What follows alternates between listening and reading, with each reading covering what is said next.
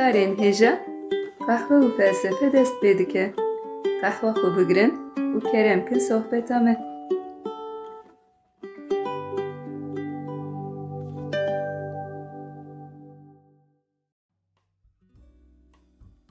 Merhaba guhdarên hêja bi beşeke nû a qehwe felsefeyê em careke din li pêşberî we ne. Merhaba guhdarên hêja, me dîsa qehwa xwe hazir kir û bi bernameyeke nû em dîsal pêşberî we ne. Murat, ev bernameyê çareyê ku em li ser Agustinus amade dikim çar bername ya. Çavê te ronî ev bername dawiye sezgîn. Diqediye. Li ser Agustinus diqedem jî xelas dibin. Murat gava di bernameya wî de teqala felsefeya Agustinus kiribû teqala hinek mijarên ku Agustinus di felsefeya xwe de cih daye. Behsa wan jî kiribû meqala berhema wî ya Confessiones kiribû, qala xerabiyê, qala nêrînên wî yên li ser dewletê. Belê sezgîn Agustinus wek filozofekî serdema navîn li ser gelek mijarên cuda sekiniye li ser wan berhem jî nivisîne. A rast civî alî ez wî pir dişibînim Platon. Ji xwe ew jî yani jalî felsefî ve di bandora Platon de maye. Me li ser Platon çar bername amade kiribû. Mi got bira dilê Agustinus jî nemîne, li ber Platon biraz tu xwar nemîne. Yani eybe zilamê mezine. Me got em çar bername tamam bikin. Bira münaqaşa dernekeve navwan de. Saetata xweş. Xweştir. Ji xwe bi min mijara herî girîng û balkêş ez dibêm mavê bernameyê gava teqala mijarên Agustinus ser sekîne kiribû wek xerabî dewlet de mijareke din jî gotibû nizanim tê bîrate nayê bîrate lê arast herî zêde ew bala min kişandibû. Kîja mijar ya? Kîja gotibû? Müzik. Te behsa müzikê kiribû te gotibû Agustinus ser müzikê jî sekînî û maşallah tu jî tiştek ji bîrman kî qey tane Murat. Te gotibû ser müzikê jî xebatê wî hene. Agustinus wek filozofekî serdema navîn, wek filozofekî Xristiyan û wek teologek ser müzikê çi dibêje?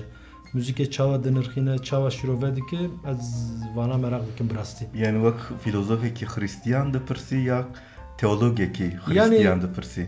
Her du jî ez karim bêjim. Ji ber ku te dît müzik û dîn hevdû nagirin piranî gelek cara jî hatine qedexekirin. Gerçî di Xristiyaniyê de cih ji xwe re cih girtiye em zanin. Ka mêze kinere. Ka mêze bikinere em binerin ka Agustinus çi gotiye.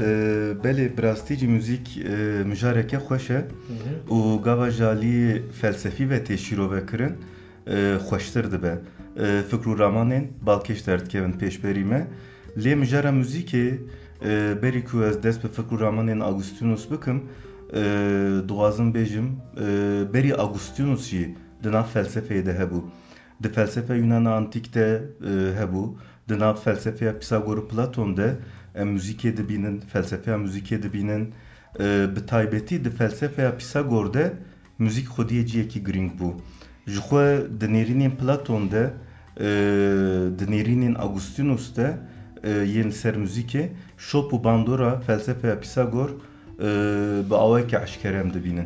Nêrînên Agustinus yên ser müzikê çawa gîştine roja me Murat? Yani bi taybetî li ser müzikê berhemek nivîsiye ya di berhemê xwe yên din de cih daye müzikê? Belê berhemekê wê taybet heye berhema bi navê de musîka. De musîka bi latîniyê tu zanî wateya wî? Yani de musîka çi ye? Yani ser müzikê. Tu zanî ew hat bîra me ew ne mijara me ew strambêjeke ribab müzik. Ser müzik etimolojiya müzik ew hat bîra me musîk rojeke em karin wê qeydê jî pêşkêş bikin. Murat di berhema de musîka de qala çi dike Agustinus ser kîjan mijaran disekine tu dikarî hinek agahî bidî me? Agustinus li ser felsefeya hunerê dixwaze berhemeke giştî amade bike. Yani viya wek projeyek difikire dixwaze heft hunerên azad yani septemartes liberales bi awayekî felsefî rave bike û şîrove bike. Berhema de müzîka jî perçeyek wê projeyê. Bu bore Murat gotina te bir heft hunerên azad çi ye? Qesa te çi ye? Yani heft huner wek têgeheke çi ye heft huner? Sezgin tu heft hunerên azad nizanî bi rastî jî. Yani di roja me de ez zanim lê ji bo Agustinus septemartes liberales. Yani liberal, peyva liberal garip nayê, sebt jî xuyayê septameyê ne hefte. Tu çawa nizanî ya Sezgin yani Li Diyarbakır li mehella me kesên viya nizan em silav nadin wî.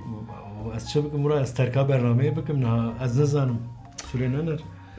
Heft hunerên azad ji bo îcar qal dikim lê carek tenê tiştê awa hêsan ji min e pirse. Septem artes liberales yani heft hunerên azad di dema antik te wek huner û ilmên sereketên qebûl kirin û di perwerdehiyê de jî cih digirin. Ev nêrîn di serdema navîn de jî wîsa didome. Ev huner di nav xwe de du beşin. Beşa ewlî trivium e yani hunerên devkî, hunerên li ser gotinê ava bûne. Gramer, mantık û hitabet di nav vê beşê de ne. Beşa duyemîn jî quadrivium e yani hunerên matematikî li ser hejmaran, li ser matematikî ava bûne. Aritmetik, geometri, astronomi û müzik jî di nav vê beşê de ne. Wek astronomi, geometri, aritmetik wek huner tê qebûl kirin. Belê, yani hem huner hem ilm Belê. tê qebûl kirin û di navenda van heft huneran de jî çi heye? Felsefe heye. Di navenda wan de li ser textê xwe zêrîn rûniştî, a herî giring, a herî xweş, a herî baş felsefeye. Augustinus dixwaze li ser van heft beşan berhemek binivîse lê tenê li ser muzîkê dinivîse.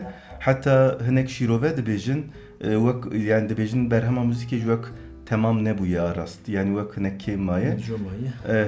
Ev jî şîroveyekî ye.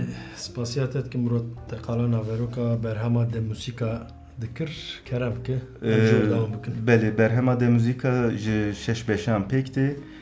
Di sê beşên ewlî de qala rîtmêtik e. Li ser têkiliya di navbera rîtm û muzîkê de disekine û helbest û muzîkê de de berhev. Têkiliya di nav rîtma, muzîk û helbestê di nirxîne muqayese dike. Di beşa sêyemîn de li ser pergal û ahenga dengan disekine. Yani di her sê beşên dawî de êdî bi temamî dikeve nav felsefe muzîkê. Dixwazim çend mînak bidim ji vana. Di beşa çara de li ser nêrînên Pisagor disekine. Nêrînên wî yên li ser muzîkê çi ne qala wan dike. Beşa pênca de qala têkiliya ruh û muzîkê dike. Müzik li ser rihê mirovan bandorekê çawa dike, li ser geşedana ruhî çawa xwe nîşan dide û di beşa şeşa de jî bi temamî jaliyekî teolojîk li ser muzîkê disekine. Di vê beşê de jî muzîkê ji bo gihîştina Xwedê em çawa bêjin wek amûreke pîroz şîrove dike. Gava teqala heft hunerên azad kir tiştek bala min kişand Murat müzik jî di nav van heft huneran de ye û di nav van hunerên matematikî de cih digire. Heft hunerên azad septem artes liberales. Latinê avê zê bi beşek din de eger mijar ve ben zê bêjim. Belê. Têkiliya di nav müzik û matematikê de çi ye? Têkiliyeke çawa heye di navbera wan de? Têkiliya di navbera muzîkê matematikê de yani niha her çiqas em wek du beşên ji hev pir dûr bibînin jî di serdema Yunana antik de jalî Pisagor ve pir baş hatiye îfade kirin. Pisagor wek filozofeke pir alî li ser matematikê bi kurahî dixebite ji xwe xebatên wî yên li ser matematikê jî hene û muzîkê jî wek pergaleke matematikî îfade dike. Yani müzik li gor Pisagor müzik li ser hejmaran ava bûye û dengê muzîkê li gor hejmaran, li gor mesafeyên matematikî, li gor dûrahiyê diguhere. Em nêrînên Pisagor bînin bîra xwe Pisagor digo arkeya jiyanî hejmarin. Yani hemû jiyan, hemû gerdûn li ser matematikê ava bûye, müzik jî wek viya nîşaneya pergela gerdûniyê û hevsengiyeke matematikî di nav xwe de dihewîne. û li gerdûnê ev pergala hejmaran li gor Pisagor bi awayeke eşkere herî baş di muzîkê de xwe nîşan dide. Li ser enstrûmanên muzîkê dixebite dibîne ku dengê enstrûmanê li gor dirêjahiya têlê diguhere. Yani têl çiqa dirêj bibe an jî kin bibe dengê enstrûman jî diguhere. û dibêje ev dirêjahî pîvaneke matematikî ye. Bingeha têkiliya di navbera muzîkê matematikê bi kurtasî em karin wî rave bikin. Yani ev dirêjahiya matematikî deng diguherîne loma dibe di bingeha muzîkê de matematik heye. Ser vê tekiliye yani tekiliya dinavera müzik û matematikê de Agustinus çi difikire? Tekiliya müzik û matematikê ser fikrê wî bandoreke çawa dike? Ya Agustinus jî vê tekiliye diparêze. Yani gavam li nêrînên Agustinus yên ser müzikê dinêrin, em dibînin ku Agustinus pir dibin bandora nêrînên Pisagor û Platon de maye. Fikr û ramanên wan ên li ser müzikê di berhema xwe de pir bikaraniye. Hinek cîhan jî li gor felsefeya Xristiyaniyê, li gor baweriya Xristiyaniyê guherandiye. Li ser vê guherînê dixwazim mînakeke bidim. Agustinus wek Pisagor müzikê wek pergaleke matematikî pênasê dike û lê zêde dike. Dibêje ev pergal nîşaneya afirandina gerdûnê ye û bi destê Xwedê ye. Yani di sîstema Pisagor de arke hebû, digot hemû gerdûn li ser pergala hejmara nava bûye. Ev nêrîn di felsefeya Agustinus de ve diguhere û wek nîşaneya hebûna Xwedê derdikeve pêşberî me. Yani em karin bêjin wek taybetmendiyeke manevî li müzikê bar dike. Belê. Agustinus müzikê çawan bêjin wek tenê wek beşeke hunerî qebûl nake. Li gor wî müzik rastiyeke metafîzîkî ye û xizmeta pergala ruhî dike. Di berhema xwe de viya dibêje müzik wek pergalek li ser hejmara nava bûye û bi vê pergalê rih dikare bigîje hevsengiya pîroz, ahenga ilahî. Sezgin gavam godarî tikî kerema xwe re destê xwe li tişta nexe deng dernexe. Gohdarê me aciz dibin civan tişta. Di vê çarçoveyê de teoriya Pisagor a bi navê müzîka küreyan an jî gerstêrkan Gloveran li gor teolojiya Xristiyaniyê diguherîne û dibêje gerdûn bi destê Xwedê li ser pergaleke matematikî hatiye afirandin. Çi ev teoriya müzika küreyan ya jî te Gloveran? Yani qesta wî gerstêrkin. Ev teoriya Pisagor dîsa li ser ew ye. Ew têkiliya me qal kiribû heye deng û durahî, deng û mesafe. Li ser vê têkiliyê ava bûye. Tedî me qal kiribû me got li gor Pisagor gava dirêjahiya têla enstrûmanan diguhere, deng jî diguhere. Pisagor vê teoriyê ji bo gerstêrkan jî bikartîne. Li gor Pisagor hîv, dunya û gerstêrkê din gava li dora xwe digerin dengek belav dikin. Ev deng jî li gor durahî û mesafeya gerstêrkan diguhere. Nizanim rastan re ne raste tedî ew dibên gava dunya li dora xwe diguhere dengek derdixe o jê re dibên do wek navê do lê kiribûn. Nizam rast tê bîram an navê notayê lê kiribûnê. û sezgîn li ser vê teoriyê dixwazim tiştek balkêş bêjim. Pisagor qala dengê gerstêrkan dike û dibêje ev deng an jî bi gotina Pisagor ev müzîka gerdûnê li fezayê belav dibe. Niha bi teknolojiya îro em zanin ku ji ber şert û mercên fezayê deng li fezayê belav nabin. Yani ji bo deng belav bibin divê hinek şert û merc hebin. Lê ew pêlavên dengê bela nabin li fezayê. Lê NASA ji bo bigîje van dengan metodek dîtî. Ew tîrêjên an jî şewqên ji gerstêrkan belav dibin bi vê metodê ve diguherin û dibin deng. Yani eger em bi nêrîna Pisagor îfade bikin NASA bi vê metodê xwe gihandiye müzîka gerdûnê. Çend cara van qeydan ew dengê rojê, dengê dunyayê û stêrkên din li ser internetê parve kirin. Yani bibîne çend hezar sal şûnde piştî Pisagor yani teoriya wî bi vê teoriyê xwe gihandin dengê gerdûnê, müzîka gerdûnê. Teoriyeke barkêşe bi rastî jî yani fikirîna hem bêjin hereketên gerstêrkên nav fezayê û xeyalat dengê wan bi me re barkêş tê. Agustinus vê teoriyê çawa bikartîne Murat ez wê merak dikim. Pisagor vê teoriyê yani müzîkê wek heqîqeteke gerdûnî nîşan dide. Dibêje müzik tenê wek çalakiyeke hunerî ne îfadeya heqîqeteke gerdûnî ye. Îja Agustinus teoriya Pisagor digre li gor teolojiya Xristiyaniyê diguherîne û wek nîşaneya hebûna Xwedê pê îfade dike. Dibêje muzîka nav gerstêrkan nîşaneya hebûna pergaleke pîroz e ev pergal jî bi tena serê xwe nikare ava bibe, ev pergal bi destê Xwedê hatiye afirandin. Murat hatta naha mekala nêrînên Agustinus yên ser xwezaya müzikê kirin. Belê. Yani müzik li ser kîjan bingehê ava bûye di teolojiya Xristiyanê de çi îfade dike nêrînên Pisagor çawa guherandiye û her wekî din me behsa van kir. Îce dixwazim ser giringiya müzikê bipirsim. Li gor Agustinus müzik çima giring e? Giringiya müzikê çi? Yani dijana rojana de li ser mirovan, li ser jiyanê bandoreke çawa çedike müzik? Yani sezgin tu ji me bipirsî qansî müzikê tiştekê giring tune ye. Yani tu siv dipirsî li gor Agustinus çima giring e, li gor Platon. Yani hema carkî ji bipirse bêje Murat ji bo te çima giring e. Em bernameyeke taybet em ser te... Tu siv derîl ser gedê xelkê dipirsî. Em ser te bernameyeke amade bikin ez ê fikrê te bipirsim. Ne em vegerin Agustinus niha. Te giringiya müzikê pirsîbûne wer bo Agustinus. Bo Agustinus. Ji bo Agustinus müzik pir giring e. Yani wer giring e heya bêjî bes.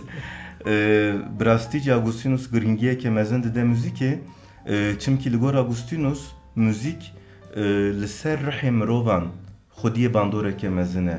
Dikare rihê mirovan biguherîne, hem ber jalî başî ve hem jî jalî xerabiyê ve dibêje bandoreke mezin li ser rihê çê dike. Tekiliyeke çawa di nav rih û müzikê de ava dike? Yani müzik çawa hêzeke ew qas mezin e ku dikare rihê mirovan biguherîne helbet li gor Agustinus. Helbet li gor Agustinus.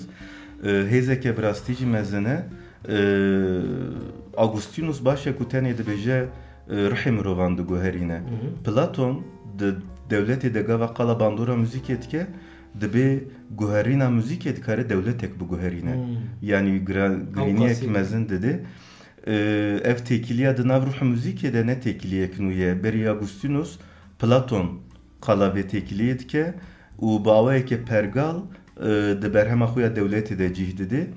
Agustinus wek şopînerekî Platon vê tekiliyê diparêze. Dixwazim hinek qala nêrînên Platon bikim eger destûra te be sezgin ji bo fikrên Agustinus baş pê fehm kirin. Platon tenê ji aliyekî tenê müzikê şîrove nake. Bi taybetî di nêrînên xwe yên ser ehlaq û perwerdehiyê de pir qala bandora müzikê dike.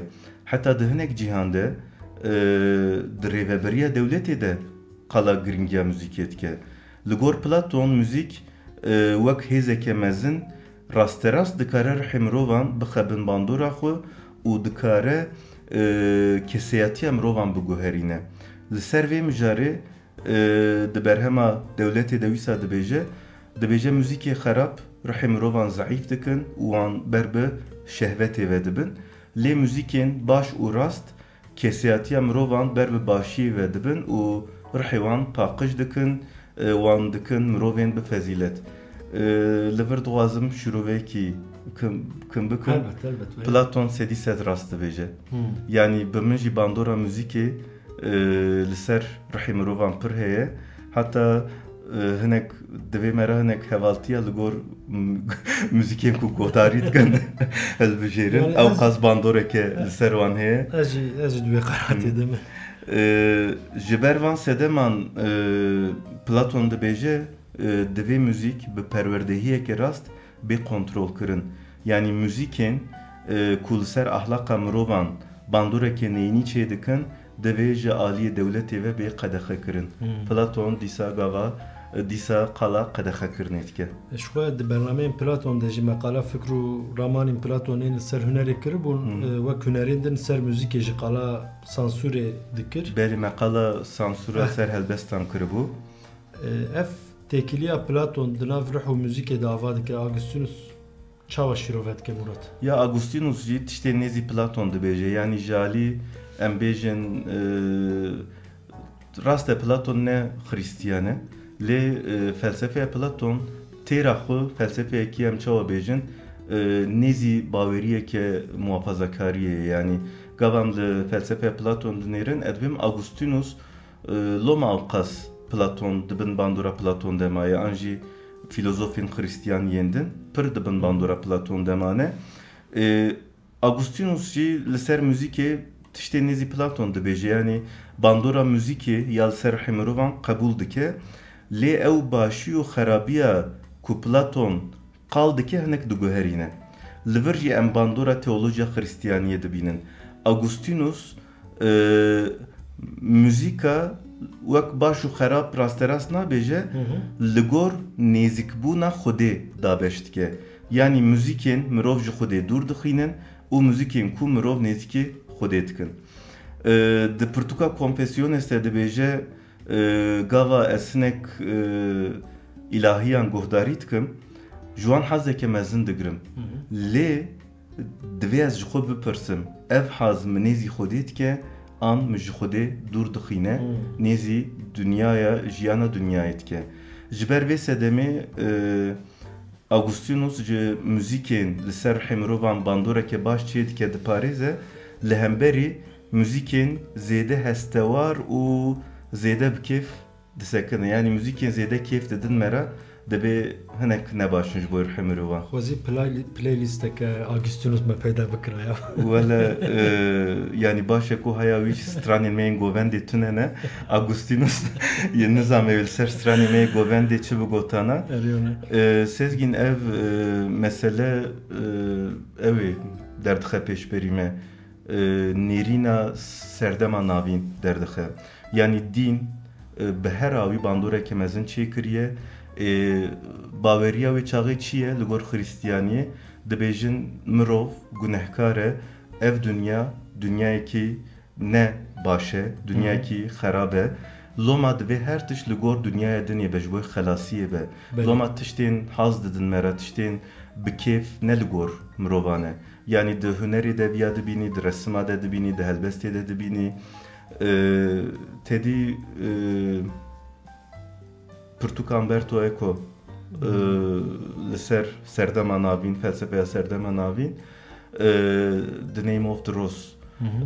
Li wir wek tişteke em bêjin qala tişteke farazî dike lê wê jiyanê pir baş ew dike. Qala Pirtûkeke Aristoteles dike, dibêje Pirtûkeke Aristoteles li ser kêf û henekê, li ser kenî heye, lê kilîse dixwaze viya ji holê rake û kesên ku wê berhemê dixwîn ji holê radike. Sedema wan çi ye?